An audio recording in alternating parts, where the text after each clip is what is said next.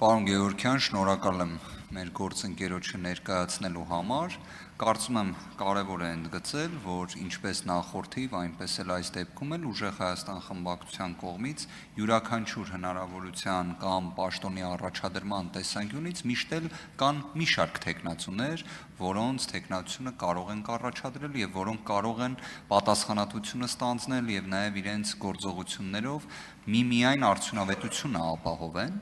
Այստեղ նաեւ պարզապես ուզում եմ հնարավորությունը օգտագործել արձագանքելու միջոցով, երբ Տիկին Ղազարյանի կողմից հարցադրում է հնչեցվում, թե արդյոք կա որևէ քրեական վարույթ կամ ոչ, ինձ մոտ տպավորություն է առաջանում, որ իսկապես անմեղության կանխավարկածը որպես այդպիսին տապալվում է կամ դադարում է իրավական համակարգում գործողություն ունենալ։ Անմեղության կանխավարկածի էությունը նաև նրանում է, որ անձը համարվում է բացառապես անմեղ, մինչև հակառակի վերաբերյալ տվյալ չկա։ Հետևաբար, եթե օրինակ հարցադրումը ձևակերպեինք իրավական կամ սահմանադրաիրավական կամ կոնվենցիոնալ կամ օրինակ պարոն Հարությունյանի հարցը երբ քննարկվում էր եվրոինտեգրմանը մշակույթին բնորոշ ձևով, պետք է հարցադրումը օրինակ ես այսպես ձեզ կուղեմ։ Պարոն Գևորգյան, Տիկին Յոլյանի վերաբերյալ մեղադրական բնույթի օրինական ուժի մեջ մտած դատավճիռ կա թե ոչ։ Խնդրում եմ ասել այո կամ ոչ։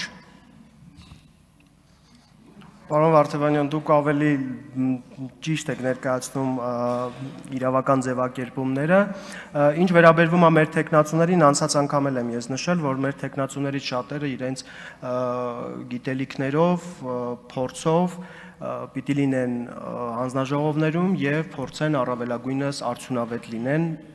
հենց այդ հանձնաժողովներում։ Շնորհակալ եմ։ Արձագանք։